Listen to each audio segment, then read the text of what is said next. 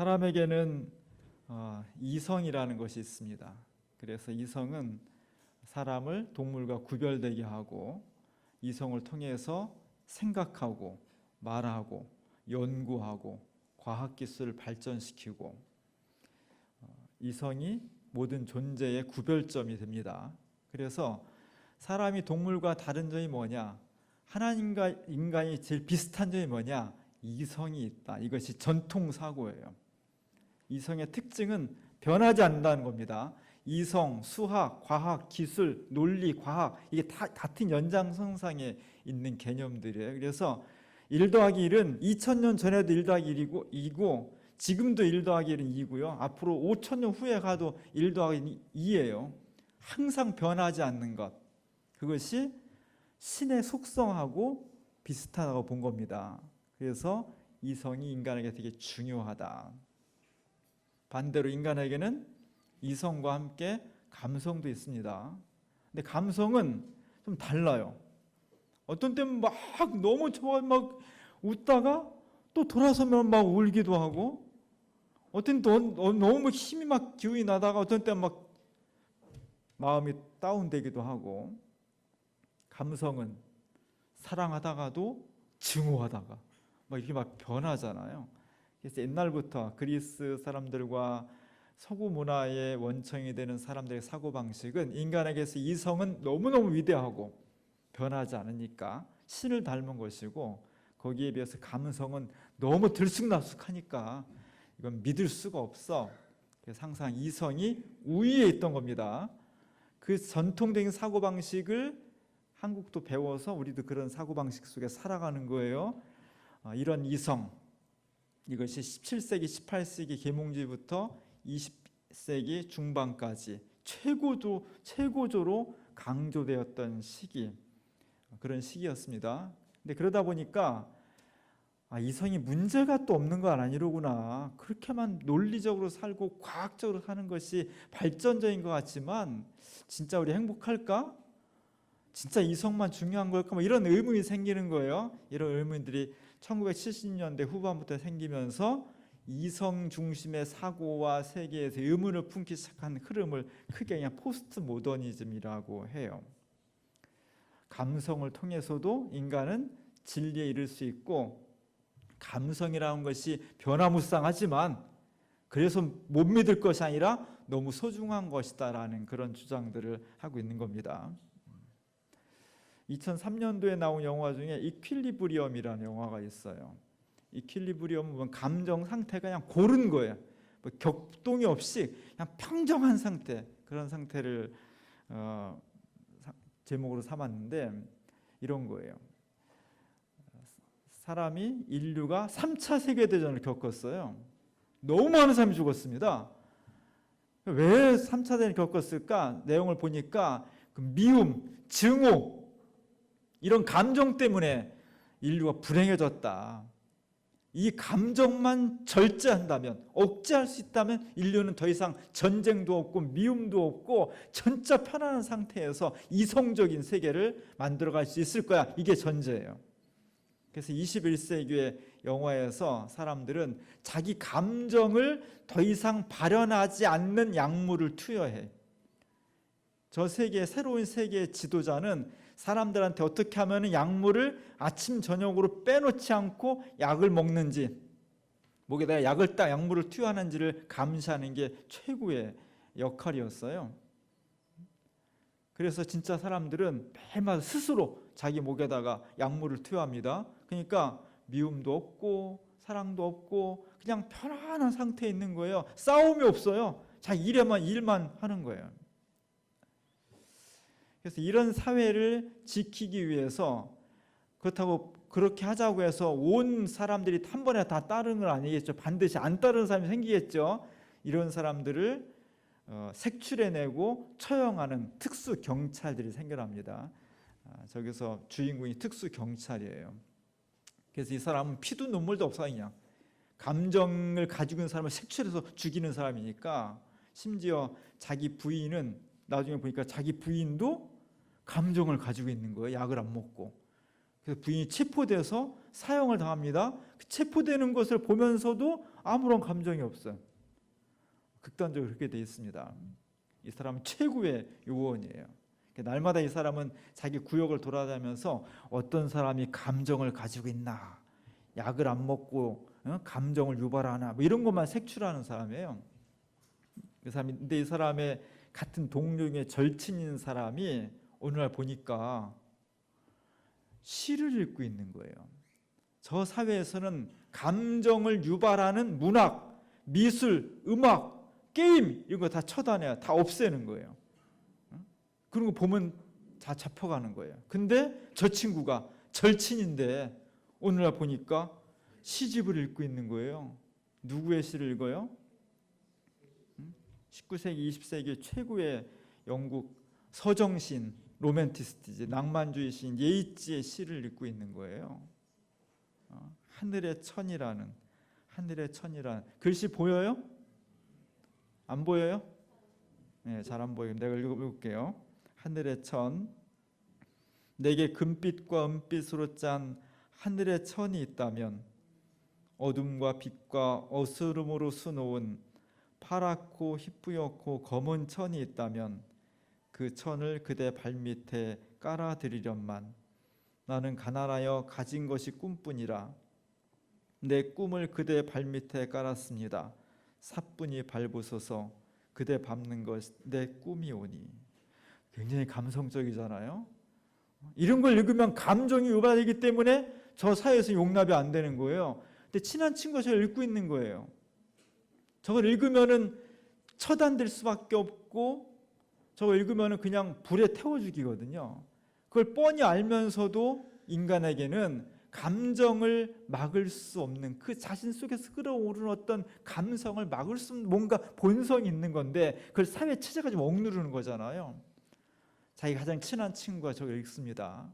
그래서 자네가 어쩌다 이렇게 됐나 자수하면, 그냥 순순히 끌려가면 내가 잘 얘기해서 형을 좀 가볍게 해주겠네.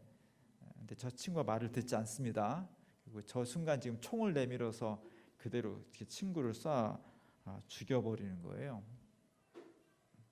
인간이 정말 감정이 없으면 행복해질 수 있을까? 물론 일상생활에 보면 진짜 막 그 격분, 질투, 시기, 증오 이런 것들 때문에 개인 간이나 사회 집단 간에 또는 국가 간에 많은 문제가 발생하는 걸 봐요. 그런 면에서 진짜 감정을 좀 절제했으면 좋겠다는 게 되게 필요합니다. 근데 감정이라는 게 그런 것만 있는 건 아니죠. 사랑, 기쁨, 환호성, 감동 이런 것도 있는 건데, 그 감정 자체를 다 억눌러 버리고 억제해 버린다면 그건 인간이 아니라 사람의 모습을 한 기계와 마찬가지인 거죠. 그래서 오늘 우리 21세기에 사람의 감성이 많은 문제도 가지고 있지만, 사람은 이성적인 존재만이 아니라 감성적인 존재라는 것을 인정하고 그것을 받아들이는 게 되게 중요해요. 그런 면에서는 이걸 미학이라고 하는데, 미학이 중요한 겁니다. 감성을 통해서도 진리에 이를 수 있고 심에 이를 수 있다라는 이런 마음들이 되게 중요한 거예요. 오늘 예수님 말씀은 여기와 연관이 되어 있습니다.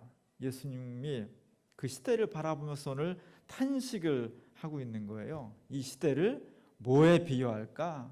예수님이 공생을 시작하면서 여기저기 많이 돌아다녔잖아요. 많이 돌아다니고 사람을 만나보면서 느끼는 느낌이 이 시대를 뭘로 비유할까? 마치 이런 것과 같아. 피리를 불어도 너희가 춤추지 않고, 너무 기분이 좋아가지고 막 사람들이 기뻐하는데, 그래서 막 음악을 하고 춤추고 노래하는데 멍하니 바라보고 있는 거예요. 공감이 안 되는 거예요. 또 어떤 사람이 장례가 나가지고 너무 슬프고 안타깝고 가슴이 미어지고 어쩔 줄 모르는데, 그걸 바라보면서도 아무런 느낌을 가지고 있지 못한 그런 시대를 바라보면서 예수님께서 오늘 한탄하신 겁니다. 너희는 왜 피리를 불어도 같이 춤추지 않냐? 누가 지금 곡을 하고 마음 아파도 왜 같이 공감하지 않고 슬퍼하지 않느냐? 왜 이 시대가 이렇게 메말라 있느냐? 이렇게 한탄한 겁니다. 왜냐하면 예수님은 거기에 비해서 누구와도, 어린이들과도 젊은 친구들하고도 나이 많은 사람들하고도 심지어 세리와 창녀들까지도 다 영접하셔서 같이 울고 웃고 손잡고 노래하고 뭐 이렇게 했다는 거죠. 그 시대와 살아가는 사람들의 공기를 같이 공감하고 호흡하면서 사는 게 뭐야, 인생이 뭐야 하는 것을 사람들에게 가르쳐 주었다는 겁니다. 그랬더니 또 한쪽에서 예수님을 비판하는 사람, 저렇게 많은 사람들이 예수님을 좋아했지만 바리새파와 율법학자 이런 사람들이 예수님을 비판했죠. 뭐라고 비판했어요? 요한이 오니까 요한은 먹지도 않고 마시지도 않고 광야에서 혼자 살고 이렇게 하니까 요한 보고서 막 사람들 귀신이 들렸다, 이상해, 저 사람은 요한 참 이상한 사람이야, 이렇게 비난하더니 예수님은 반대로, 요한과 반대로 같이 손잡고 먹고 마시고 이야기하고 놀고 그랬더니 야, 예수 저 사람은 먹기를 탐하고 맨날 포도주만 마시고 사람 놀기만 좋아해, 이랬다는 거예요. 사실 세례 요한은 굉장히 엄격한 사람이었습니다. 그 시대의 죄를 심판하면서 수많은 사람들에게 하나님께서 말씀하신 정의와 구원의 길이 무엇인가를 말씀하면서 이 길을 따라오지 않는다면 인류와 역사는 심판에 이를 수밖에 없으며 개인은 불행해질 수밖에 없다는 것을 요만큼의 타협점도 없이 아주 칼같이 얘기한 사람이에요. 그래서 세례 요한을 보면 어떤 두려워, 요만큼도 어떤 공간이 없으니까 너무 두렵습니다. 세례 요한의 엄격함을 교회가 배워야 될 필요가 있습니다. 예수님의 공동체인 교회는 예수님처럼 시대와 같이 호흡하길 원해요. 사람과 함께 어우러지길 원합니다. 그래서 교회는 늘 어느 시대에나 줄타기를 하는 거예요.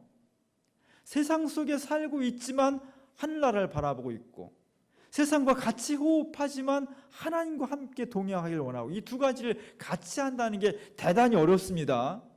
차라리 광야나 수도원이나 기도원에 가는 것은 속편할 수 있습니다.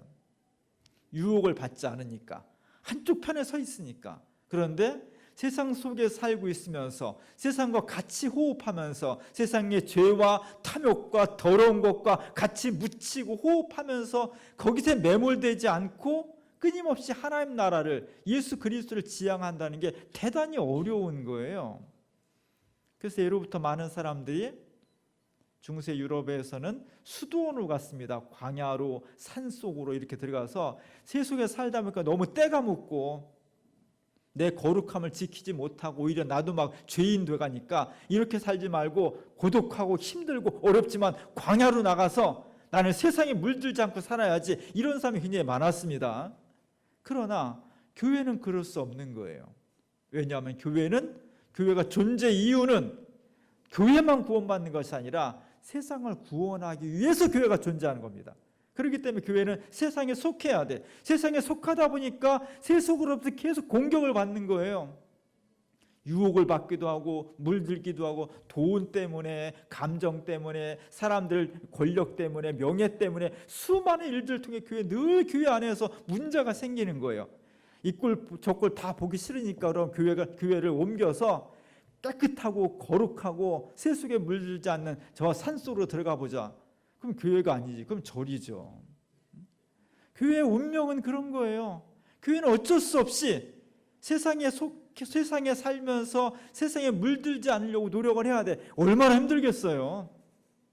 훨씬 힘든 겁니다. 그래서 우리는 이 시대와 공감하면서도 예수 그리스도와 함께 살아가기 위해서 우리의 거룩함을 놓치지 않으려고 무진장 애를 써야 돼요. 더 많이 기도해야 되고요. 더 많이 찬송해야 되고 더 많이 하나님과 함께 동행해야 됩니다. 교회란 뭘까? 그리스도인은 뭘까? 첫 번째로 그리스도인과 교회는 경청하고 공감하는 능력이 뛰어난 사람들의 집단이에요.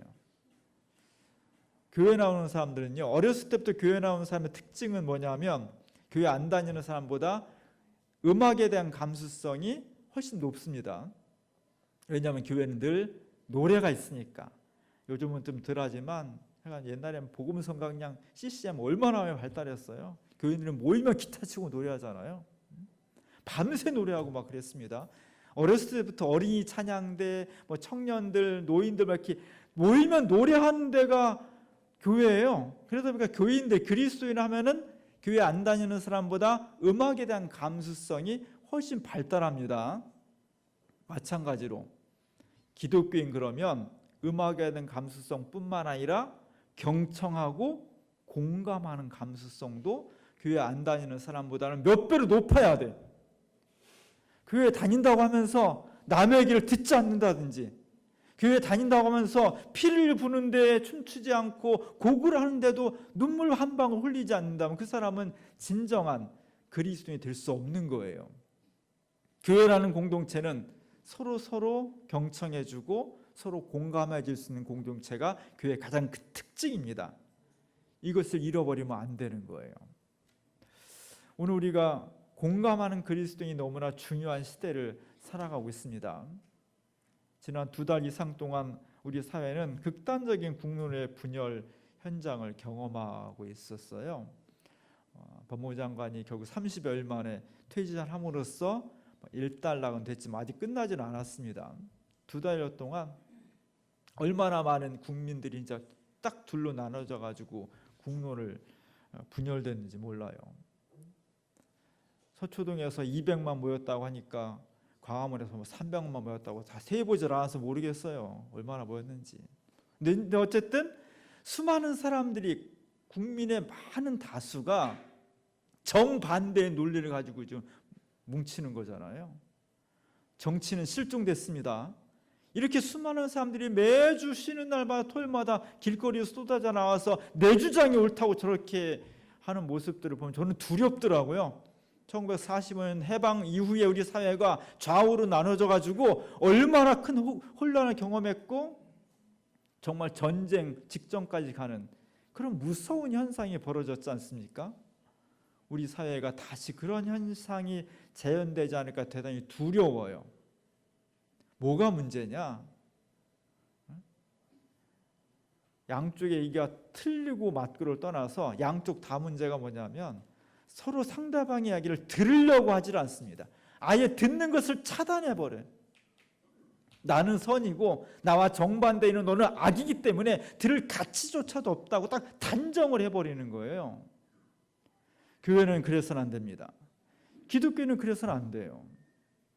예수님은 죄인으로 단정된 세리와 창녀들의 이야기도 들어주시는 분이에요. 우리가 전혀 다른 생각의 사람도 힘들죠. 속에서만 올라오지 역겹죠. 그래도 신앙으로 참아내야 돼요. 들어야 됩니다.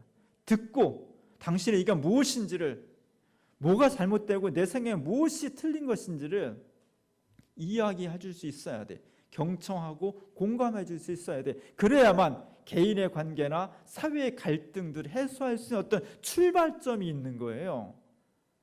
우리 사회가 위험한 것은 저렇게 딱 반으로 나눠져 가지고 도대체 서로 경청하지 않고 소통하지 않고 공감하지 않는다는데 위험성이 있는 겁니다. 오늘 한국 교회가 이것을 극복해야 돼요. 정말 기도하면서 우리 스스로 귀를 열고 눈을 열면서 극복할 수 있는 그런 지혜가 있었으면 좋겠습니다. 우리가 매달 한 번씩 오후에 영화를 보는데 지지난달에 저희가 영화 본 거 기억나죠? 포크의 여왕 존 바에즈라는 영화를 보았습니다. 저는 존 바에즈를 몰랐는데 제가 90년대 초반에 백령도에 가서 근무할 때 정말 PX에 가서 뭘 음반 하나 샀어요. CD를 샀는데 뭔지도 모르고 샀어요. 근데 그게 존 바에즈 음악이었습니다. 저는 1년 내내 백령도에 그 음악만 들었네. 너무 좋습니다. 정말 존 바에즈는 위대한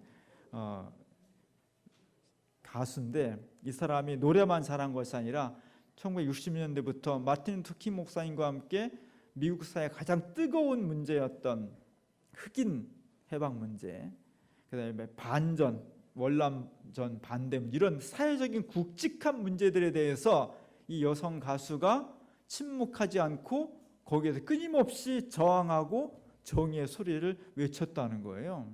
이게 대단한 겁니다. 그리고 노래를 너무 잘해. 노래를 너무 잘하는데 노래를 잘하는 그 여자가, 그 가수가 뭘 노래했냐가 더 중요하잖아요.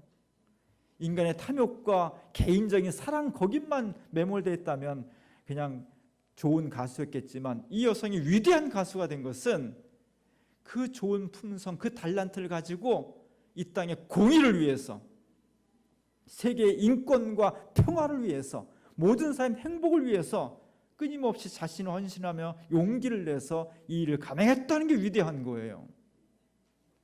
같이 보셨죠? 영화 좀 같이 보세요. 저희가 한 달에 한 번씩 보는 영화들 그냥 막 정하는 게 아니고 좋은 영화들이에요. 꼭 봐야 될 관객들은 다 가고요. 물론 남아있는 분들도 꼭 봐야 될 분들이지만, 아니 보세요 좀 영화를 좀. 그 영화 전반적으로 제가 참 많이 감동을, 다큐멘터리 영화인데 받았는데 그 중에 정말 중요한 장면이 하나 있었어요. 그 끝부분에 가면 1993년도에 보스니아에서 그 내전이 일어납니다. 그래서 사라예보에 수많은 테러와 폭탄이 터져요. 사람들이 막 죽어가고 있고 굶고 봉쇄되어 있고 절망과 아픔 속에 있을 때, 그래서 사람들이 막 탈출할 때 이 존 바에즈가 미국에서 사라예보를 찾아갑니다. 그리고서 노래를 불러요. 제가 그 장면을 여러분 봤겠지만 영상을 한번 볼 테니까 보세요. Don't get used to it. When something hits here, there's no notice, and being together and deciding what to do in a microsecond is going to be crucial.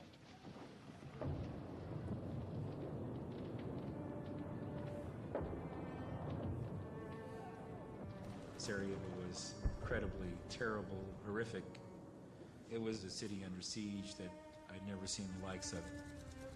We're talking about people who were for hundreds of days without power, food, water, subsisting on their own. People trying to just survive and being shot and killed. I had just pretty much made the decision to do music and stop hopping around the map. Literally, the phone rang, and it was Lionel Rosenblatt. Would I go to Sarajevo and give a concert? And of course, I said yes. Joan was brave enough to come to show the people in Sarajevo that somebody cared. There was a bakery where people would line up to get their daily bread, which was about the only food available. The Serb shellers zeroed in on it as a place where they knew they'd get a crowd of 100 or more people every day. Explosion, and 22 people instantly died. Why? Over 100 was wounded. They are all my neighbors, and I don't sleep all night.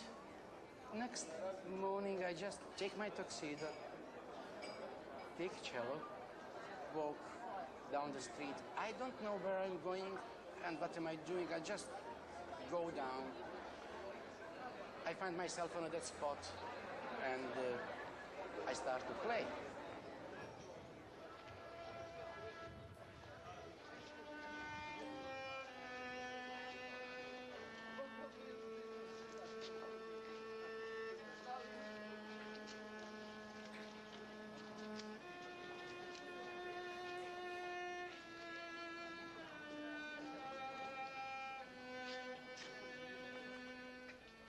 His power in doing what he did it because it was essential. He did it because it was life-supporting, and he did it courageously. It was an instant soul connection. I cannot never ever forget. I open eyes, and that's you. Hug, cry. You don't plan to sit on my chair. That's just musician, heart to heart. Amazing grace, how sweet the sound that saved a soul.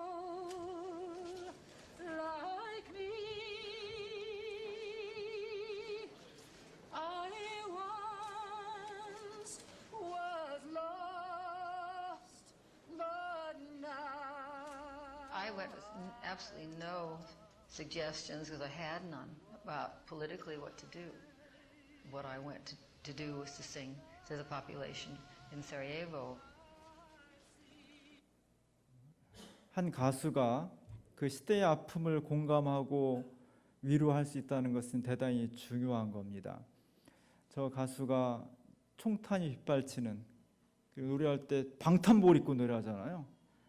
방탄복 입고 노래할 정도로 위험하고 총알이 언제 어디서 날아올지 모르는 그런 상황에 찾아간다는 것 자체가 대단한 용기예요. 목숨을 거는 거예요. 주변에서 엄청 말렸을 거예요, 자녀들이. 근데 가는 거예요. 왜? 그 시대와 그 사람들에게 공감하기 위해서. 대단히 중요한 겁니다. 저 여성 가수가 영화를 보면 가끔 이런 말들을 해요. 더 감동적인 것은 나는 하나님을 믿습니다. 나는 기적을 믿습니다. 우리 한국의 기독교 운동권들 이런 얘기 잘 안 하거든요.